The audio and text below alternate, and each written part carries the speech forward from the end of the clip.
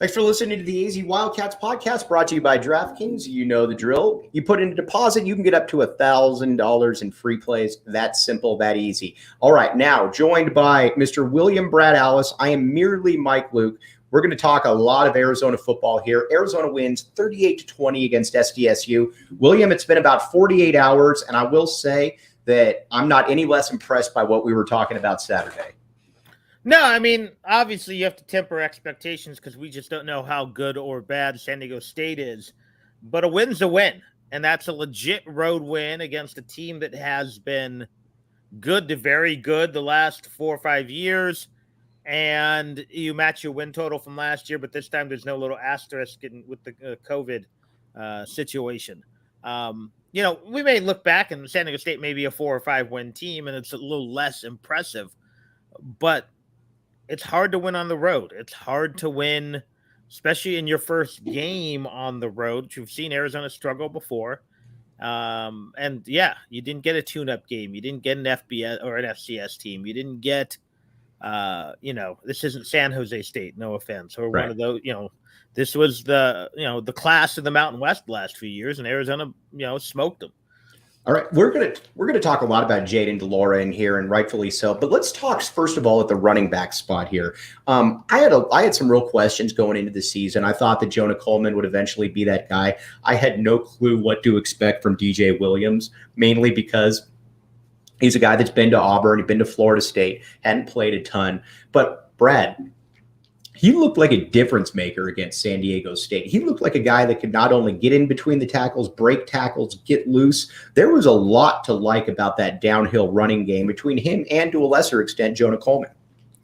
Well, I think when you mix the 4 top running backs, and we saw them all get a carry within the first, 5 or 6 plays, because I'm going to add, Fam, Speedy Luke. I'm going to add Michael Wiley to that mix. You've got a real balance. Coleman, pure bruiser. Luke, pure speed. The other two somewhere in between.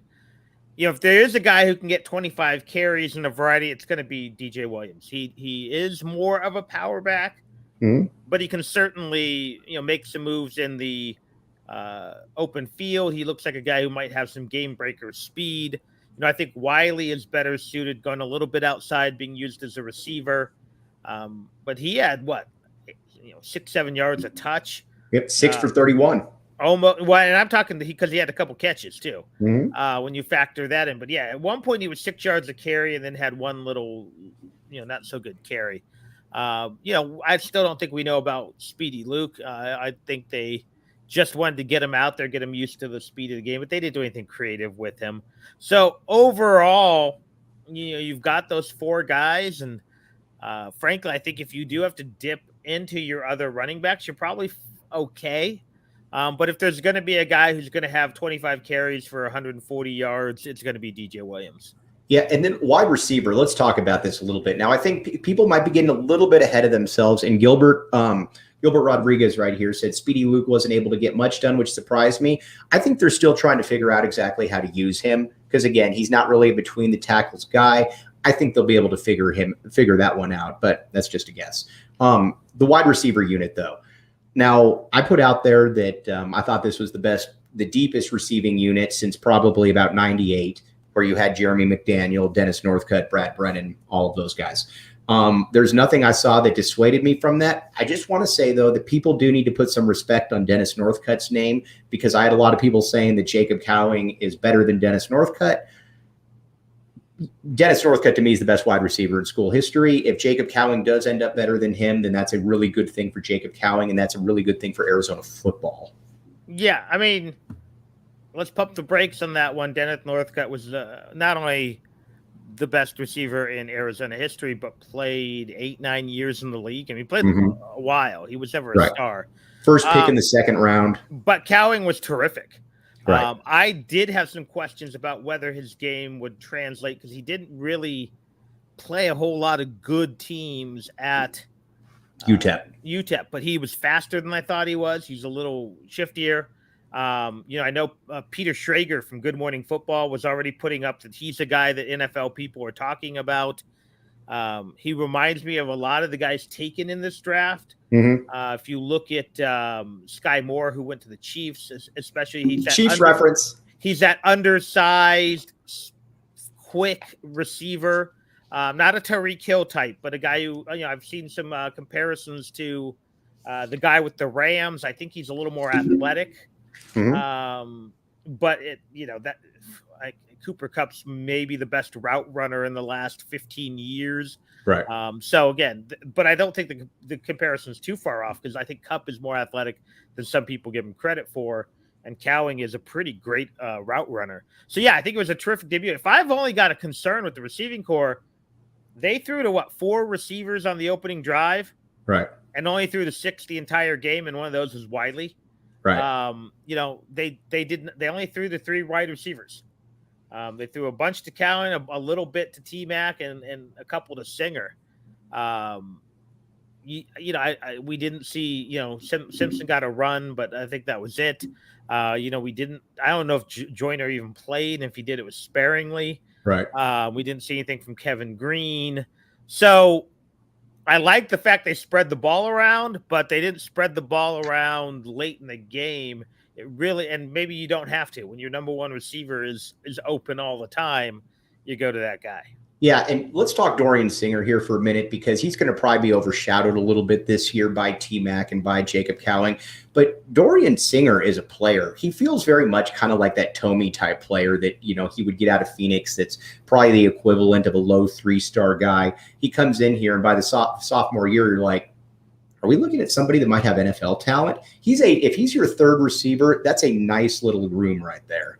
Yeah, his story is bizarre, and I'd really like to delve deeper because he plays in Minneapolis or the Minneapolis area, supposedly has one of those non-committable offers from Texas. Right. But Texas liked him enough to at least recruit him.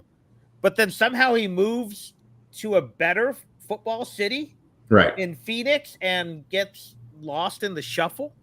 And I don't know. That does happen. You whether it's a high school coach dropping the ball, his family not knowing how the recruiting game works. Maybe there was some transfer credit issue. I don't know. I mean, I'm speculating because I don't understand how one day you have even if it's a non-committable offer from Texas, to not having any offers. It's just kind of a bizarre situation. So hopefully we can figure that out someday. Right. Because it just seems like a weird situation because he's good enough to be, again, looks like a legit 3-star guy to me. Yeah, no, he does. Now, I'm going to disagree with Ron here real quick.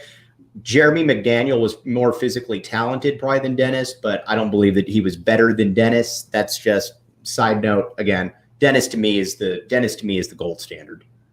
It'd be interesting if you had McDaniel for 4 years, what we would think of him. That's very true. Because you only got 2 years, and one of those years, it was still breaking in the new quarterback. So I don't know. And Jeremy was good. Jeremy could play. He could, and you forget during that era, you also had Rodney Williams, who played in the league, who I think kind of made Ortiz Jenkins that year, where it was like throw it deep and hope Rodney could run under it. So they had some spectacular receivers. But again, I think this group, when you look back, again, we haven't even scratched the surface of those 2 other freshmen. Right. Burnett didn't get a catch or even a target from what I can remember. We didn't see, I think Lyons had a target, but it was over his head.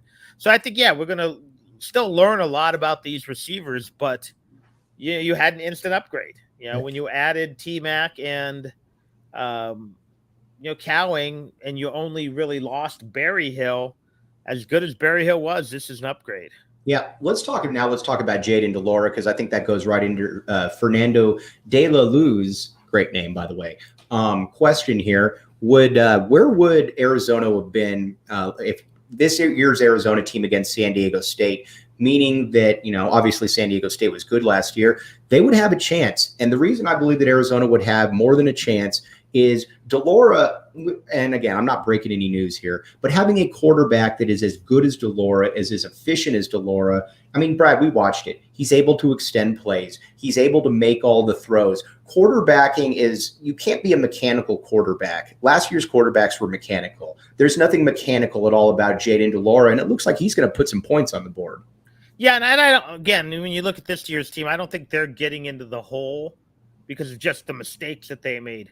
Also, Arizona did what I thought they had to do. They put pressure on San Diego State's offense to score, and they just couldn't do it. Right. I thought that was the key to the game. I know I said on my podcast, I said on your podcast, if Arizona got a couple early scores lead, it didn't matter when it happened. At some point, San Diego State was going to have to try to abandon what they feel comfortable with. Here's the weird thing: they didn't, and it didn't work. I mean, you can't go on down 18 on a 5-minute fourth quarter drive where they run 11 plays, 5 minutes, right? And they were still only at the 25. Like if they had not fumbled, they're still taking another minute and a half off the clock. It was just bizarre play calling. I mean, I know they had the backup quarterback out there, but at some point, I don't know what they were doing. I know there's been criticism of Brady Hoke. I thought maybe he got over that being a 10-win guy, but that was just a bizarre, and Arizona's defense did a great job. But yeah, when you look at de Laura, his ability to put pressure on these defenses, because even plays where he didn't make the play, he threw the long balls, and they weren't always good throws, but they were always safe throws. He threw the one out of bounds. The other one he underthrew to T-Mac, and while some people were critical of that, if that was indeed done on purpose, which I think it was, it's a ball that's not going to be picked. Right. Either T-Mac gets it, you get the penalty, you pull a Flacco and get the penalty, or it's an incomplete. It's not getting picked off. So, yeah, I really liked it. Again, would I have liked to see him a little sharper on the deep throws? Yeah, he had the one. Again, he threw it like 5 yards out of bounds. But, again, that's a safer play. The bigger thing, did not take a bad sack, felt the pressure and moved around the pocket. And, if you look at his pick, yeah, he tried to force it into coverage. I'm not sure Cowling couldn't have come back to the ball a little better. But even if he doesn't, that was one of those interceptions of aggressiveness, which you will take every once in a while, as opposed to an interception based upon just not being able to read the defense. And we've got some breaking news here. We're going to talk about Jayden de Laura and Jalen Harris, both named Pac-12 Players of the Year, or Players of the Week on offense and defense. Very deserved. We're going to get to that in a minute. A reminder, on every away game, come check out Tap and Bottle. Tap and Bottle downtown. Great people down there. You can even hang out with me. We're going to be watching all the games. Great TV setup. Great beers on tap. Come check it out. Tap and Bottle downtown. Scott and Rebecca are great peeps. That's the place that you want to be for the away football games. We'll be posted up there every single away game. Okay. I knew about de Laura. I did not know about Jalen, and that's to me that is a little surprising. No offense. I know Jalen's family likes to pay attention.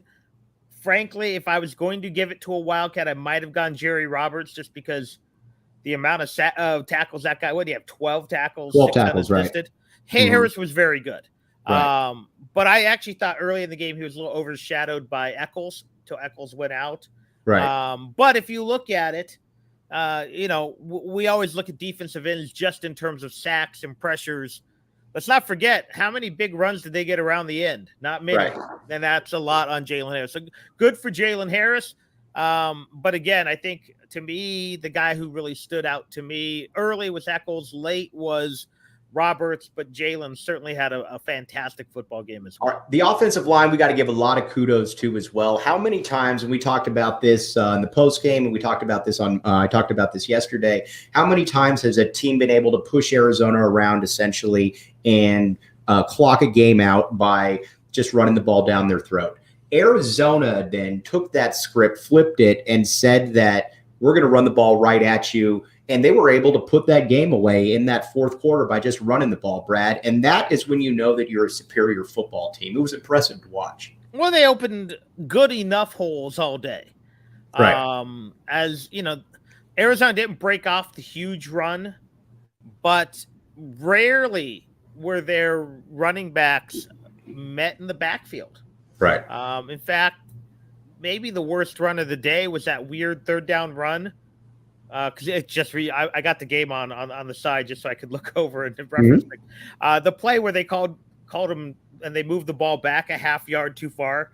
Right. But other than that, I mean, routinely getting 2 or 3 yards before contact. And that was key. You know, they kept de Laura healthy. And I'll tell you, one of the most promising things, again, the front seven for San Diego State is young, but they're big and talented. Yes. And Arizona pushed them around. But then even when the freshman went out and Longy had to come in, he was fine. You didn't really notice it. I didn't notice, was it Savanea got hurt? And then I certainly didn't notice Longy was in there though they showed a close up of the until they showed a picture, right? And I'm like, oh wait, Longy's in there, and apparently he had been in there for 10 or 15 plays. So that is key because while I think the Arizona offensive line, I thought they might be okay, but they don't have any depth. And Longy is a guy who is critical for their depth because he is listed as the number 2 at both right guard and right tackle. All right, now defensively then, and again, actually, before we get to the defensive side of the ball, have I told you about the DraftKings Sportsbook app, code word PHNX? Absolutely. Okay, here's the deal. You put down the deposit, you can get up to 1,000 in free plays. That's simple, that easy. Brad Allen, you got to be a new customer, though. 21 and up, Arizona only. You got a gambling problem, call 1-800-NEXT-STEP. I was telling everybody to back the A, to take Arizona this week. Arizona not only won, Arizona, they dominated, and they covered the over as well. Now, you might say to yourself, Mike, everybody, I almost said a blind pig finds a squirrel. A blind squirrel finds a nut. That's the case. Go against me. Arizona, Mississippi State, we're going to be breaking that down. That line's already up to 9. A lot of heavy money coming in, obviously, on Mississippi State. We'll be talking about that. But the most important thing is to check out the DraftKings Sportsbook app, code word PHNX. All right, let's talk the D-line because, again, for the longest time, the defensive line has felt like it's always been an issue for Arizona. Under Rich Rod, basically the last time it was under Stoops. Even Stoops had trouble filling some of those spots too. True, but at least he had some teams though where you looked at and you had Elmore, you had Reed, you had Mitchell. Rich Rod had none of that, obviously. Parker Zellers, 240 pounds, and we love Parker Zellers, but that proves 240 pounds. Yes, exactly. That's the problem. So, but Arizona right now has a defensive front that was able to get after the quarterback. We talked to Jalen Harris I'm just happy for Jalen Harris because he's going to be he comes from a great family. He's a great kid. Everybody was kind of waiting for him to emerge. He got the sack, the tackle for loss, 8+ tackles. Hunter Echols early in the game before he left was a monster off the edge. We already know what Bars and Shan can do. The defensive line is solid, William. Yeah, when you mix in, was it Deuce? Deuce Davis had some good reps after Echols went out. They brought in Savea, not Savanea, who we thought would be the starter. Well, hold on, dogs. We are dog friendly on this show. We have no problems with dogs barking. As a matter of fact, one of the little puppies is trying to get the big dog to play with. But Savea came in, gave him depth there in the line, and yeah, they at least have 6 or 7 guys who look very capable. Yes. Now, Hunter, by all accounts, it seems like Hunter Echols is going to be good to go. Again, we'll find out about that. But now let's talk about the linebacking, and then we're going to talk a little bit about Mississippi State and where our wins, losses come from. Jerry Roberts, he was kind of my dark horse pick for an all-conference player for Arizona if it didn't work out, or excuse me, if Arizona was to be good. And Jerry Roberts was absolutely fantastic. He was all over the field. As a matter of fact, you can say everybody up the middle right there was really good. From Jerry Roberts, Colby Cage had some plays off the interior where, he missed a sack. Jackson Turner, Christian Young in the middle as well, kind of as those hybrid linebackers. Brad, I loved what I saw, to be honest with you. Look, they gave up one long drive that resulted in no points. Their lone offensive touchdown came off of a fumble.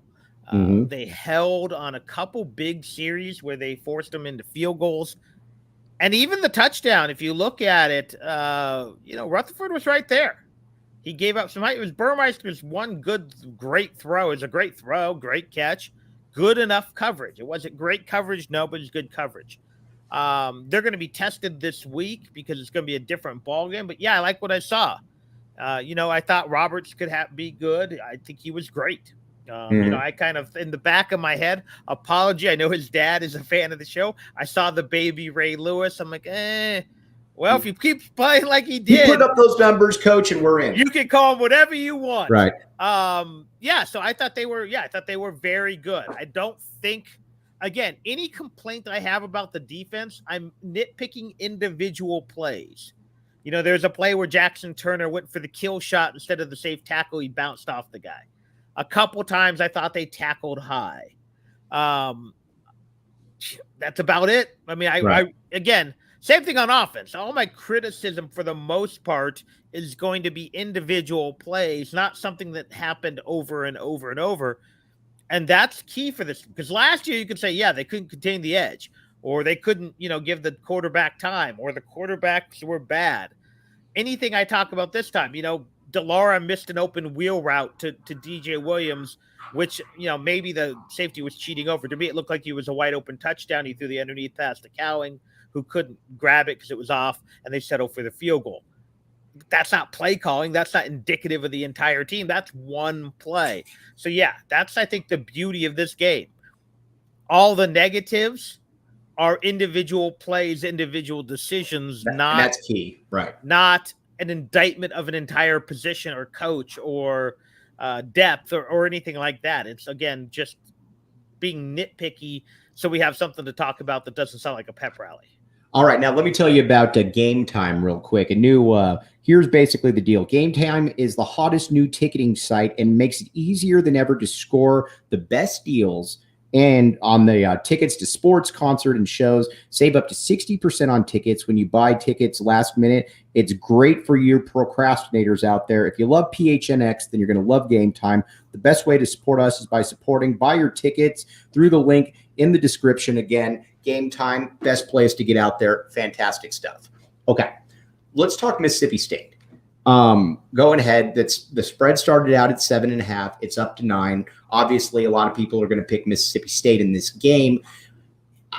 This to me is different because anytime you're playing an SEC team, the immediate thing people think about is, oh, you're big on the trenches, you're big, this and that. This is Mike Leach. We like Mike Leach on this show. So it's going to be different. This isn't going to be your LSU, your Georgia, your Alabama, which is just going to look to beat you up. He's going to look to wing the ball and a lot of short passes, a lot of stuff all over the field. But it's a different matchup, and it's a matchup that I think Arizona can hang with. My prediction will come out Friday, but at the same time, this isn't a game that Arizona can't win, I guess is what I'm saying. Yeah, I mean, I think when we look at as good as they looked really good this weekend. They did. I know the score looks like it was close. It was 35-3 at one point. Right. And then they kind of, again, bring in some backups. You don't go as hard at the quarterback, and Memphis State got some garbage points. But here's what the thing. I think they're going to finish in the bottom half of the SEC, which means they'll probably still have a tournament berth if there were 12 teams. But they have SEC athleticism. Right. Yep, for as good as San Diego State is, San Diego State has Mountain West talent, which is probably comparable. Top end Mountain West talent, which is probably comparable to bottom end Pac-12 talent. They've got some athletes. They got a lot of size. But this is a different animal when it comes to athleticism. Now, I will say this. Leach's teams are built different. Leach's teams are not Alabama good. They're not LSU good. They're probably not even Florida good. But they are going to be athletes at every position. Athletes, some of those Arizona has not seen. So this is a huge test. I think the bigger test is a week after playing a team that just tried to run the ball. San Diego State threw 16 passes. If it's a long enough drive, Mississippi State could throw 16 passes on the first drive. Right. So this is going to be a completely different challenge for this defense. I mean, the young corners for Arizona were not tested. No. I'm not sure. Did Stoops even end up playing? They're going to need him. And it's going to be now the pass rush is going to be challenged because I think it's Will Rogers, the corner. Mm-hmm. Great name, by the way. Doesn't hang on to the football long. That's right. The Leach system. Burmeister hung on to the football too long. The other kid did a little bit too. So that's where the challenge is going to come for Arizona. So it's going to be a completely different animal. It's almost as what's bizarre is they're going to have an almost identical defense to the Aztecs. Right. But this is almost the antithesis of the San Diego State offense. I think that's exactly right. Now, like you said, what's going to be fascinating, though, is Arizona's going to have to play a lot of corners in this game. Christian Roland Wallace, he's established. Don't think anybody's got a problem with him. I never feel good when Isaiah Rutherford's out there. He was, if anybody was picked on, you could tell that San Diego State, when he was in the game, decided that that's who they wanted to go to. Then you got some other guys. You got Ephesians Prysock. You've got Takario Davis. Those are some youngsters right there. So Arizona, this is going to be kind of baptism by fire for some of those defensive backs, and Arizona's going to have to be able to get to Mississippi State. They're at least going to have to force the ball out of their hand early. I don't know, because of the system, they're not going to take a lot of sacks because you're only going to have that 2 to 3 seconds to get to the quarterback. But when you get there, you need to make them pay legally. You need to get your hands up. You need to bat passes. And, you just can't give them a lot of yards after the catch, which they had something like 250 yards after the catch against Memphis. So that's a key for Arizona is if they do make the catch, wrap up tackle. Yeah. I mean, that's a big part of what you got to be able to do right there. You can't let them get the Jacob Cowling yards after the catch, William. Absolutely. And then again, as good as they looked the one thing I think you can say about Mike Leach is his teams are always inconsistent. Mm-hmm. They can look like world beaters one week and get blown out the next. Like I said, I think the last time he was in Arizona Stadium, they got drilled. I think it was one of the Khalil Tate games. It's going to be played at 11 o'clock in Stark Vegas. It's going to be, I don't know what the weather is going to be like. Looks like there may actually be some rain that weekend. It'll be a very interesting test because SEC teams just don't leave the region. Right. And they're leaving the region to play a weird late night game. I'm almost surprised, like somehow the SEC couldn't say, nope, you have to play it at noon. Probably didn't want it at noon, or, you have to play it at 6 our time. Right. So I think it's going to be a very interesting test for both teams. Because my guess is we're going to look back. Memphis, not going to be a very good football team. San Diego State's going to be a pretty average football team. So let's see how two teams who, in reality, probably should be in the same kind of rank in their conference.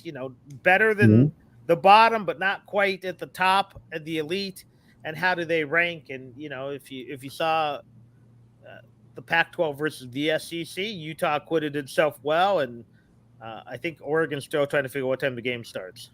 All right, now let's look at the season wins, losses, what we're looking at before we sign off. But Native Cat, do we have a ticket sold count? I believe the last I saw was over 40,000. It'd be great if Arizona could sell that thing out right there. You've certainly done the part. Now, somebody else brought up, too, that on the DraftKings Sportsbook app, code word PHNX, that if the bet of over 1.5 in-conference wins is still there, you might want to take it. I agree. I think Arizona is going to surprise some people this year. I think that it's easy to recalibrate some expectations, which we're going to go with here in a second.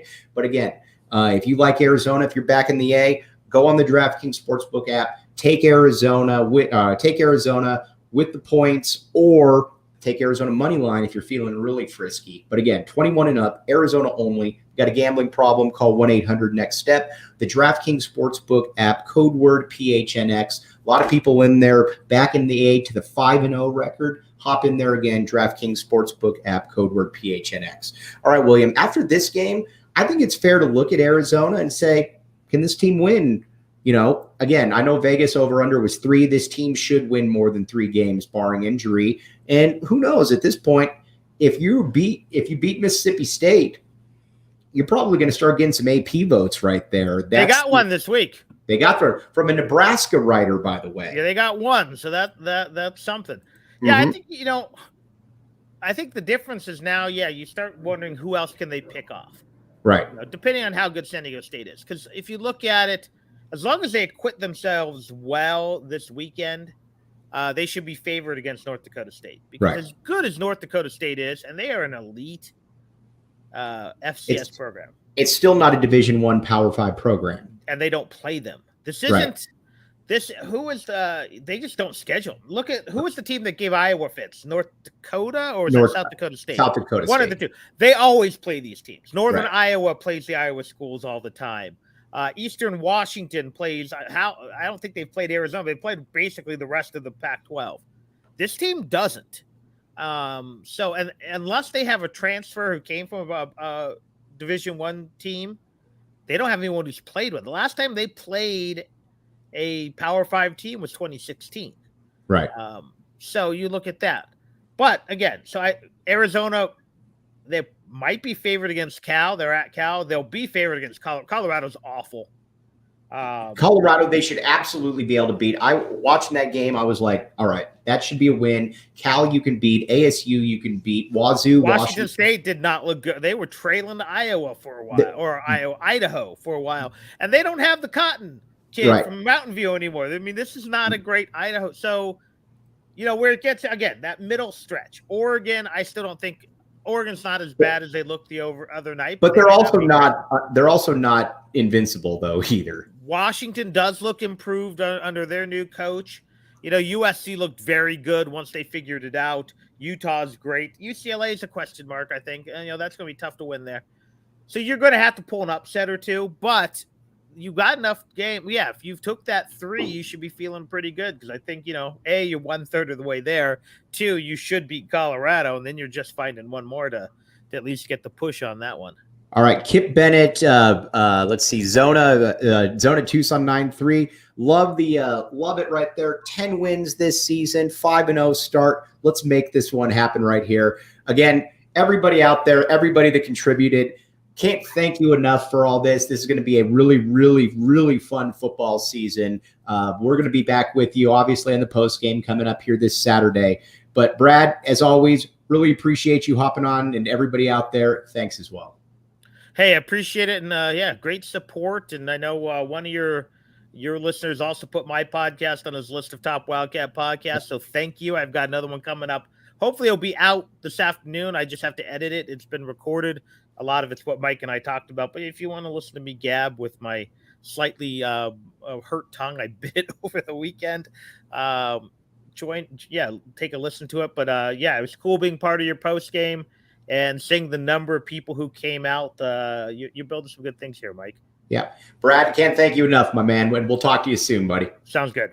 All right, everybody out there, you've been listening to the AZ Wildcats podcast. We will be back with you.